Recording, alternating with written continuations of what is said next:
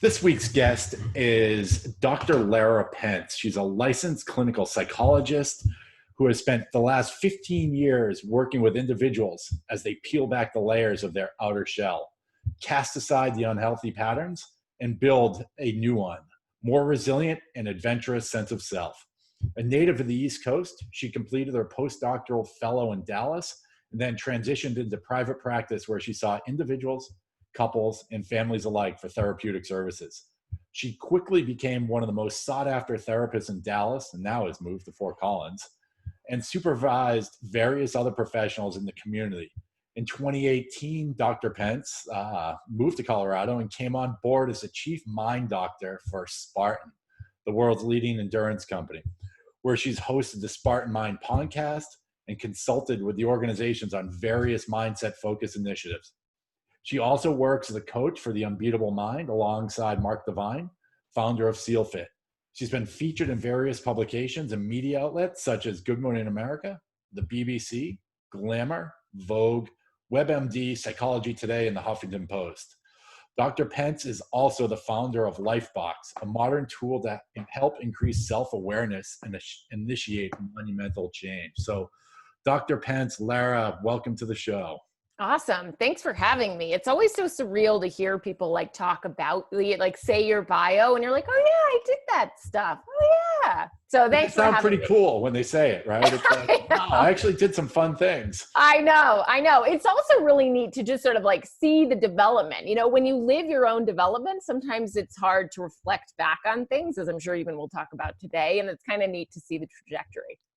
Well, and that's it, right? We're always, the best way to grow is always be in growth mode. A lot of people don't realize that. It's through learning, right. It's trying new things. And like you were saying, becoming more adventurous. I think that's a big thing that people aren't doing. But, and that's exactly what you did with you and your family. But tell us a little bit about you and a little bit more about Lara from your own words. Yeah. So, gosh, I feel like I'm so many things. How do I nail it down? Primarily, a mom, a wife, a psychologist. And I think I always knew that I wanted to be a psychologist even as a young kid. I really enjoyed listening to people and trying to solve problems. And then in 8th grade, I took this, those human development classes where you carry around the egg for 3 months to simulate a baby.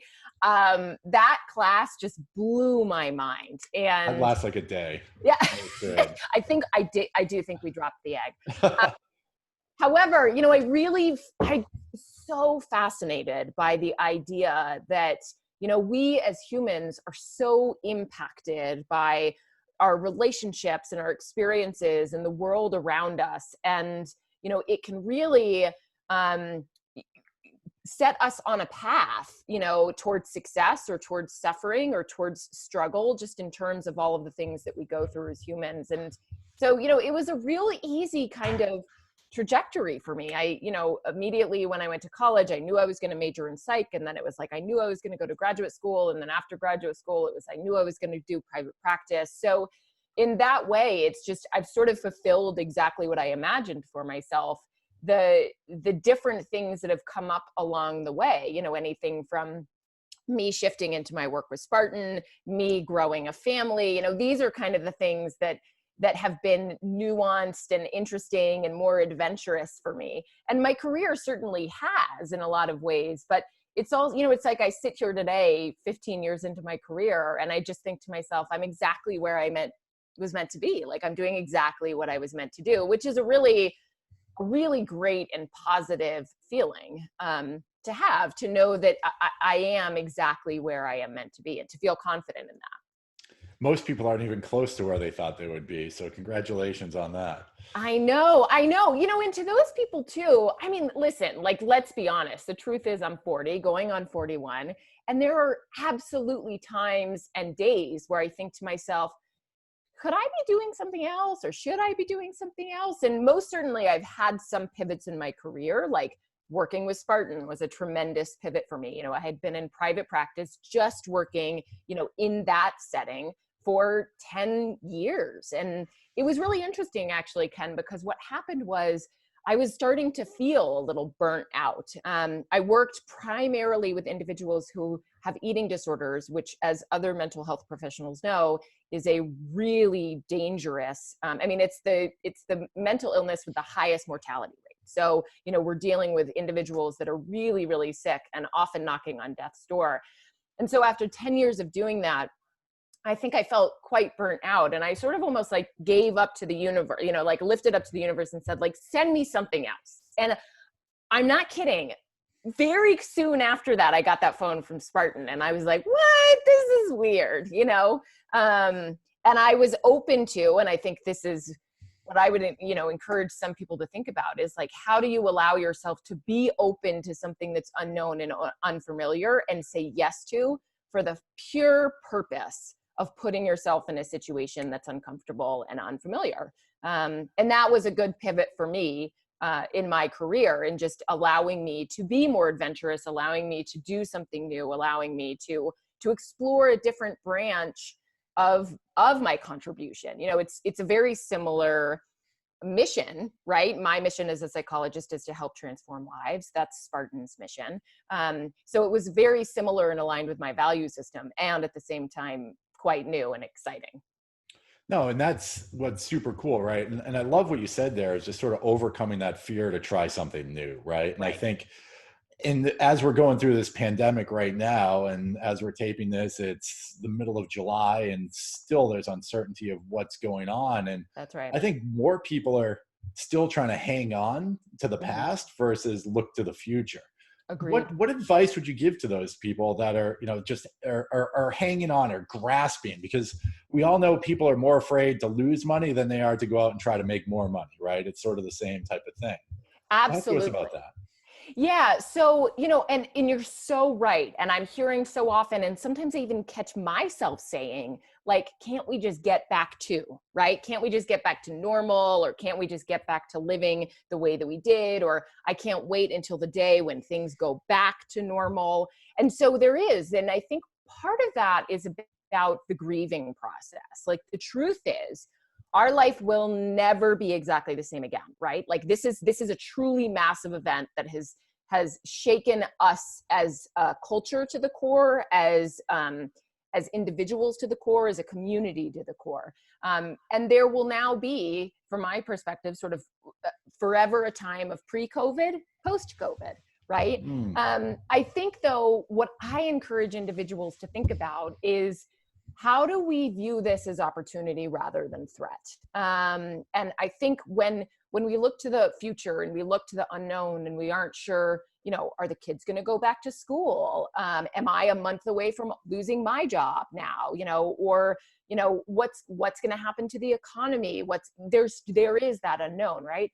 But often I like to just even shift the way we ask those questions, like even the inflection in our voice. It's like, gosh, what's going to happen? What if we changed that to, gosh, I wonder what's going to happen? Like, just even that shift a little bit allows us to think there could be so many things in the future that actually benefit us and that we can capitalize on and cultivate, that can grow us as human beings.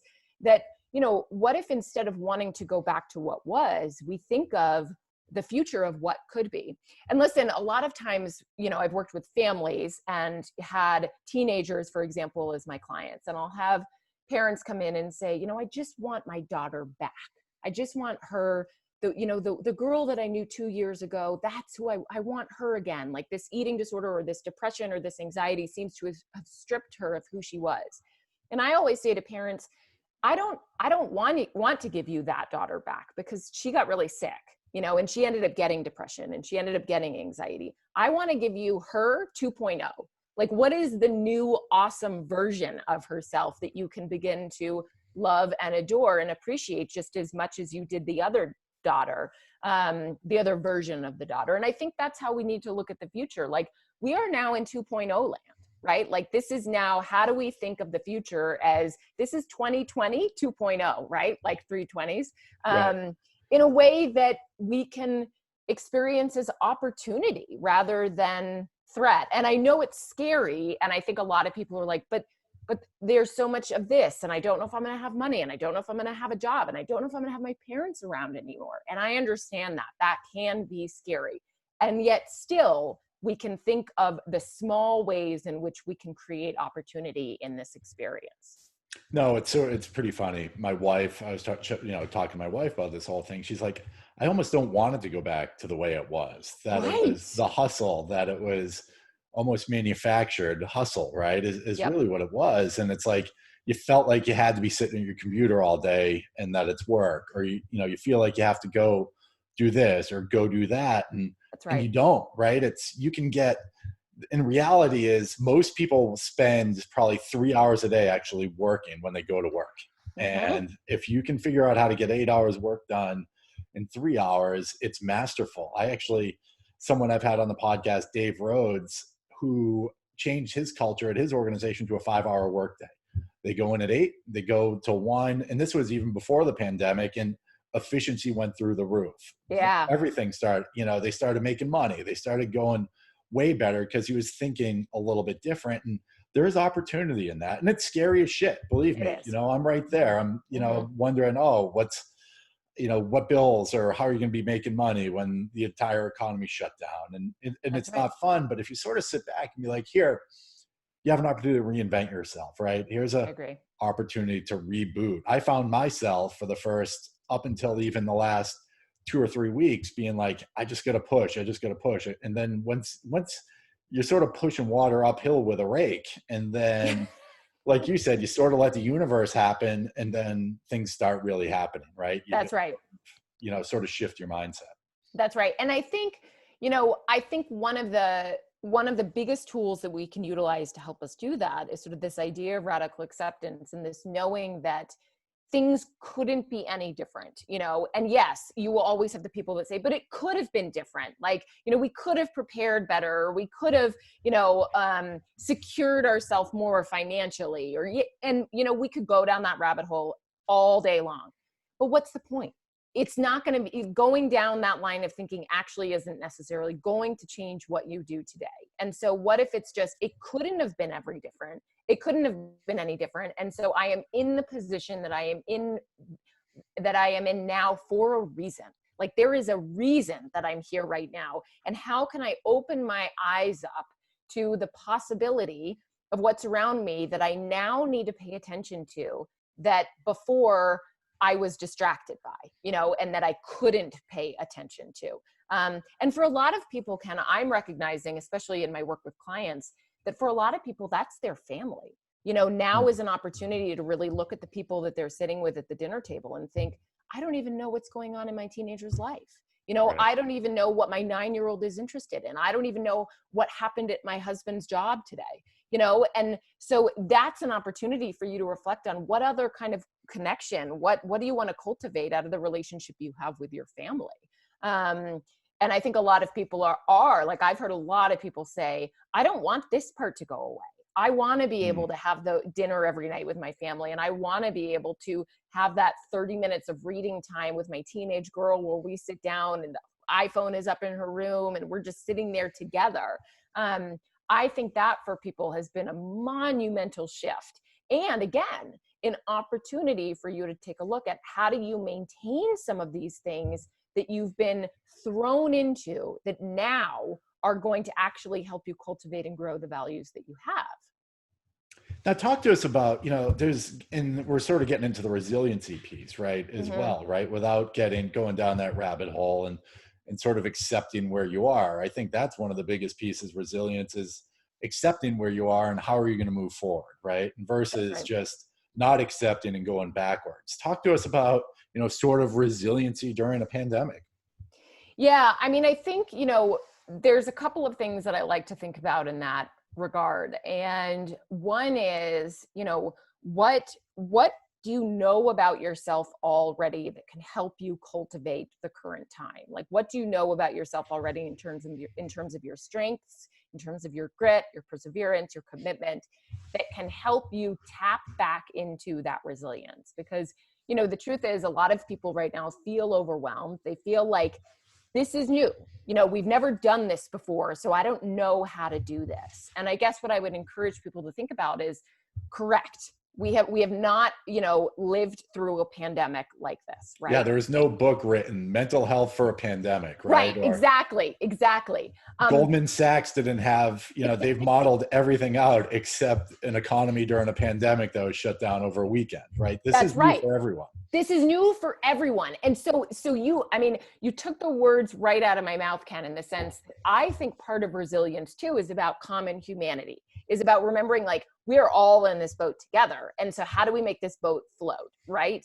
Because we are all in this. Now, there are definitely people who might be better off and even benefiting in some ways from this pandemic, but that doesn't mean that it's not uncertain for them either, or that there aren't elements of this that are struggle. So I think one of the pieces of resilience that I think is key is dialing into the common humanity of it. Like we are all here together. And so how do we garner and how do we grow that muscle of strength that we all have, right? The other thing though is I think that we get really caught up in like content and details. And what I mean by that is, you know, we can focus in on the word pandemic as, you know, well, we've never been through a pandemic before. Correct. What have we been through before? We've been through scary times, 9/11, right? We've been through unknown and uncertainty and economic distress, 2006 to 2008, right? It's like if you take the content word out of it, like what you see on paper, and you dive deeper into what's behind that, what is the emotion, what is the stressful feeling, then we can say, oh yeah, I have done that before. Like I do remember that. And listen, it doesn't even need to be those big events like 9/11 or, you know, the crash in the market in 2008. What about just the day that your child was born if you're a parent? How fucking scary was that? You know, where it's like, oh my gosh, okay, all of a sudden I have a human that I have to keep alive and I've never held a newborn before. You know, it's like, if you allow yourself to just for a second close your eyes and reflect on those moments when those words popped up for you and those feelings popped up for you, then you can call up those resilience data points and be like, oh my gosh, I have done this before. Like not exactly this thing, that's content, but this process, right? Like if we focus on the process of, oh yeah, I have worked through the unknown.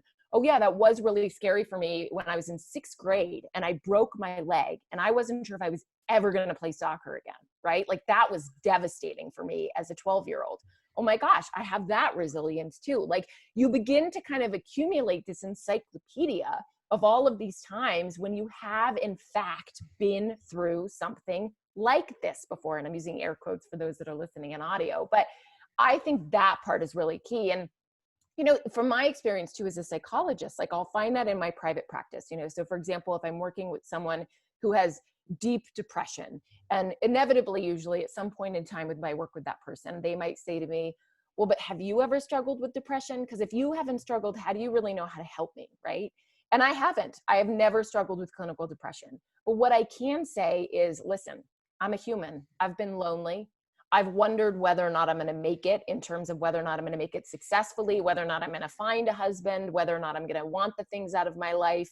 You know, I've felt overwhelmed. Like these are how I can express empathy and be with you as we work together to change the way that you're thinking about where you are right now. And I think that's really key, is us being able to tap into the process of where we are rather than dial in so much on the content of what we're seeing. Does that make sense? I do. I love that. You know, and the content piece is key. And, you know, most of the listeners know I'm in the search business, and I've been through 01, 08, 09, this world. And the funny thing is that this cycle was just spun upon us fast. The economy was already going in the downturn. No matter what people were saying, we were going through a next cycle anyways. But the next cycle didn't include, you know, everything that's going on. But again, I think there's an opportunity for a reset. And actually the cycle's, I think, going to be quicker than it would have been if this didn't happen, to be honest, because it's going to be boom, boom. And all of a sudden, you know, because there is no supply, you know, supply and demand is what it comes down to. And there's going to be a big demand for everything when you come out the other side of all. That's right. Right. And I think, and you know this, Ken, too, like being, you know, an adventure racer and using your physical body as a reminder for what you're capable of. And, For me, for example, when I go for a run and it's a longer run than normal, or I'm running a trail that I haven't run before, and a part of my body starts to hurt or feel weird, that immediate response in my brain is, uh-oh, should I stop? Like, uh-oh, should I slow down? That doesn't feel right, but then if I allow myself to just plant that reminder of, oh, wait, this is just my body adjusting, right? Like, this is just my body getting used to mile 9 right now, or this is just my body, getting into that elevation that I haven't run in a few months, but I've done this before, I may not have run this trail before, I may not have done this distance before, but, oh, right, like this in my body is familiar to me in some way.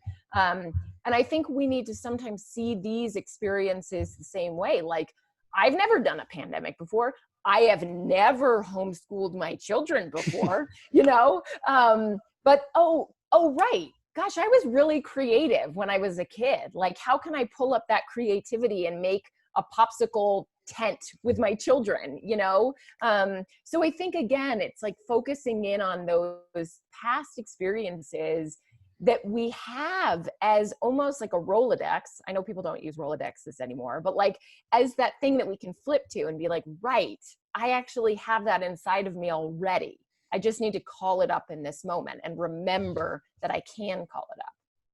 No, and that's, and that's interesting to what you said, sort of about, your kids, right? And calling that back up. And there's sort of actually a sense of adventure that's actually starting to happen too. I think even kids are getting sick of being on their devices, right? They're like, hey, I'm going to go out and do this, or hey, I'm going to go try that. And it's sort of interesting of how it's sort of bringing kids back to what it was when we were growing up, right? There's an opportunity for them to go try new things, or go out and get lost in the woods, because no one's coming around to come take you anyways, number one. Right. And number two, I think it's less so than it was when we were kids anyways. We have real-time news, talking about it. But with that being said, talk to us about, toughness, right? Toughness has been lost. And I think that's another piece of this whole thing. And understanding that, like, hey, sometimes you just have to step up to the plate one way or the other. Talk to us about sort of toughness through this, but just toughness in general and getting it back. Yeah, I agree. I mean, I definitely sort of, lean on the side of we as a society are losing our tolerance for distress.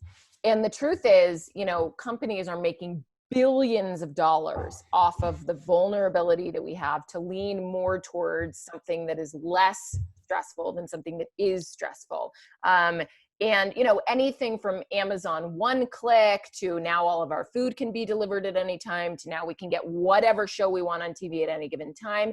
Like, do you remember the days when we actually had call waiting, or even better yet, a busy signal? Like when you called someone and it was busy and you couldn't talk to them. So what did? You waited until they were available. But now you call someone, they don't pick up, you text them, or you send them a Snapchat, or you send a message on Instagram. Like, there's so many ways that get us out of even tiny little experiences of discomfort, like patience, or boredom, right? One of the things, for example, that I've heard a lot of parents ask right now is, how do we keep our kids occupied? Why do we have to? What if you don't keep your kid occupied? Like, nothing's going to happen. They're not going to internally combust. They're going to figure it out. I'm a big proponent of, listen, we all get one meal at dinner. If you don't want to eat it, fine, but I'm not cooking multiple things for you, right? Guess what? They end up eating what's on the plate, because otherwise they go to bed hungry. So I think we have to lean more into what, unfortunately, our brain sort of trains us against, because our brain wants us to be comfortable, right? It wants to preserve as much energy as possible for survival. So it's going to normally opt into the things that are more comfortable than the things that are uncomfortable. And so we're working against that a little bit. But I think when it comes to toughness, we have to consciously remind ourselves that there is opportunity in picking the tougher road, right? And some of us just might be more inclined to that. Like Joe DeSena, the founder of Spartan, and myself will often say that when we're running and the trail splits and one looks easier than the other, I am naturally pulled towards the tough one. Like I want to do the easy one, but then I'm like, oh, you mother effer, I'm going to do the tough one, and I go in the tough direction. So some of us are just more inclined to go that way, and others would always pick the easy path.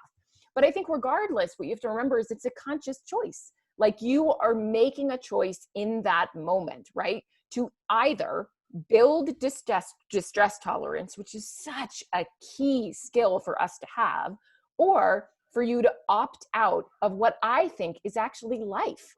Like if you choose the easy road all the time, you are opting out of the experience of life. And I'm sure you would agree with this. The unbelievable confidence and joy and sense of fulfillment you get when you try something tough, and even if you fail, just the fact that you've tried it, like makes such a positive mark on your life that I would pick that all day long. But again, it's conscious. And I think for a lot of people, they think, well, that's just not the person I am. Like, I'm just not the person that does the tough stuff, that will wake up and immediately work out, or that picks Brussels sprouts over the Doritos. Like, I'm just not that person. And the truth is, that is a story that you are telling yourself to keep yourself comfortable. We are all capable of change. I have witnessed in my private practice the most monumental changes from people in their lives, that I truly believe all of us are capable of huge seismic shifts, but it's a conscious choice, and you have to lean into that, which is difficult.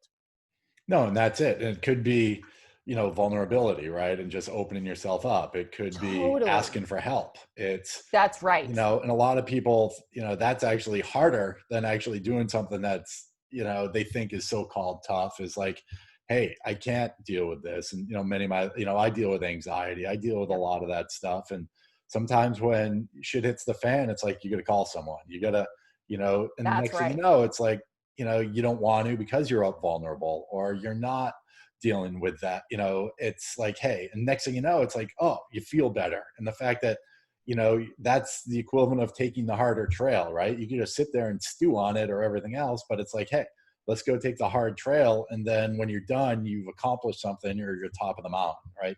Yeah. That's the big piece. And it can be little things. Like you said, you do one hard thing a day, right? Or just try to do half a thing that's outside of your comfort zone. Right. Those all add up. And I think that's what, and you almost, like, even right now, you have to be conscious of that, right? I think Yeah. is be like, okay, because it's easy to just watch Netflix. It's everyone's doing it, right? And That's I right. think now it's, people are like, oh shit, I can't just do that anymore. So what do I really need to do? Versus of just sort of staying steady throughout this whole time. That's right. And Ken, you make such a great point about being vulnerable as like a sign of courage and toughness. And I mean, I would say hands down for me, one of the hardest things in my life is asking for help. It's like I'll be running myself ragged around the house, getting the kids' lunch ready, starting to prepare dinner at like 11 o'clock in the morning, texting somebody about work. And my husband will say, hey, do you need something? And I'll say, no, I'm fine. It's like what's actually the most uncomfortable for me to say is, yes, actually, could you help X, Y, or Z? Like, that's really hard for me. So I love that point that you made, that listen, for some people, it doesn't always look like taking the hard trail, right? It is in those maybe other shifts where society has deemed something weak. Society has deemed asking for help as weak, or being dependent on somebody as weak, or being vulnerable as weak. When in so many ways, what we know actually is like, those are some of the greatest measures of courage if we're able to step into those. So I think that's such a great reminder for the listeners. No, perfect. No. So where do you see people going coming out of this? Do you see, from a mental health perspective, are people, still going backwards? Are they moving forward? Or what advice could you give to people, now that we're 4 months into this thing of, sort of, is there hope? Is there, how do you deal with it? Right. I don't know if there's hope or not. Yeah. I wish I could say one thing or the other, but how, people that are sort of in this mode of, now shit's real, right? We're Yeah. 4 months into it. This isn't That's just right. something that's going to end. We've seen sort of the cycle of the whole thing sort of come back. And, what advice would you give to people moving forward, hopefully through the rest of the year?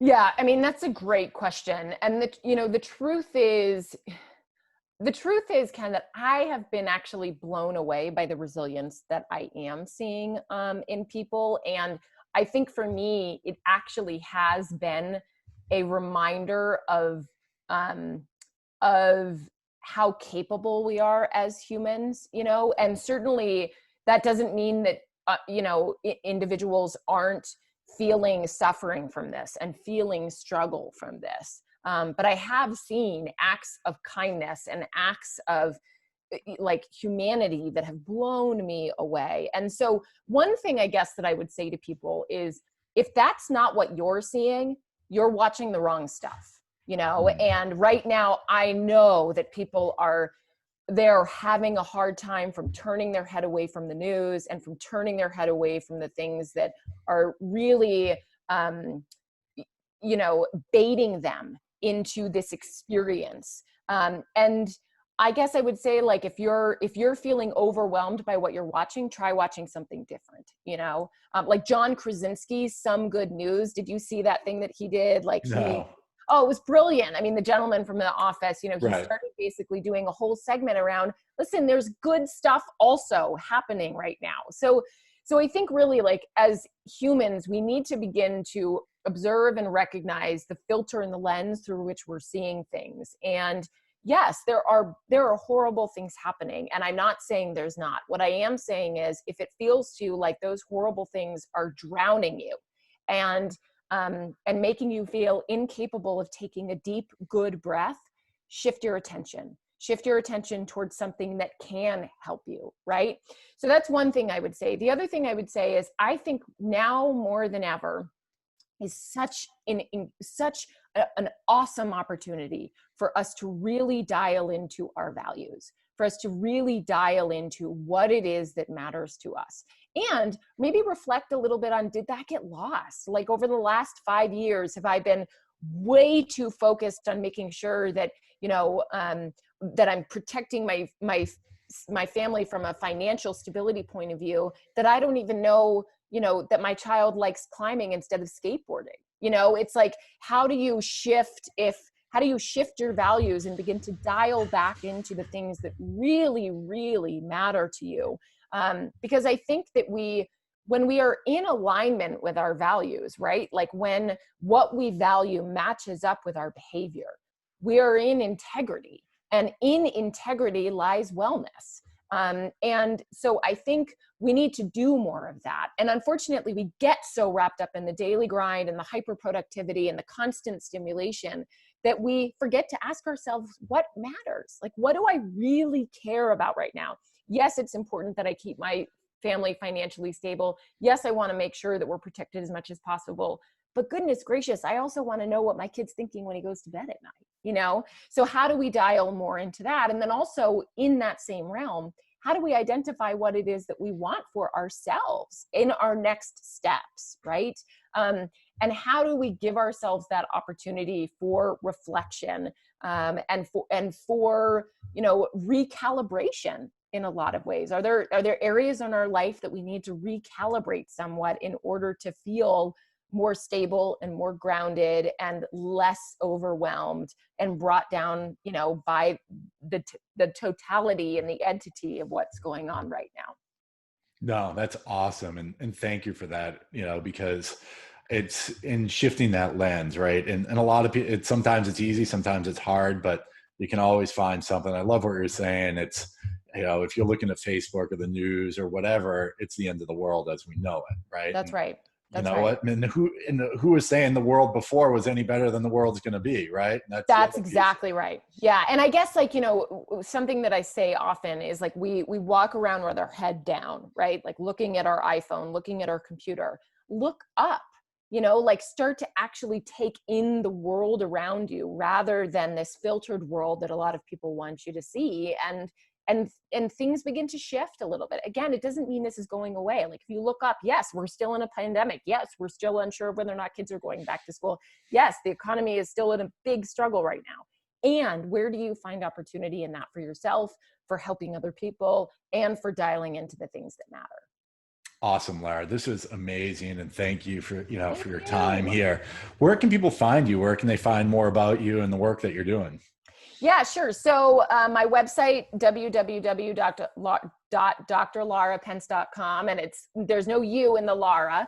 It's just Lara. That's also my Instagram handle at Dr. Lara Pence. I launched a new product at the beginning of the year, which in and of itself was a challenge as all of this sort of blew up. We were launching a new business.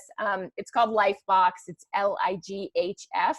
Lighbox, and it's basically a box of questions and prompts that will help you begin to find yourself in all of this and allow you to really dial into that element of self-awareness, which, as we know, creates better relationships, helps you in productivity, helps you be more creative. So they can also go there as well.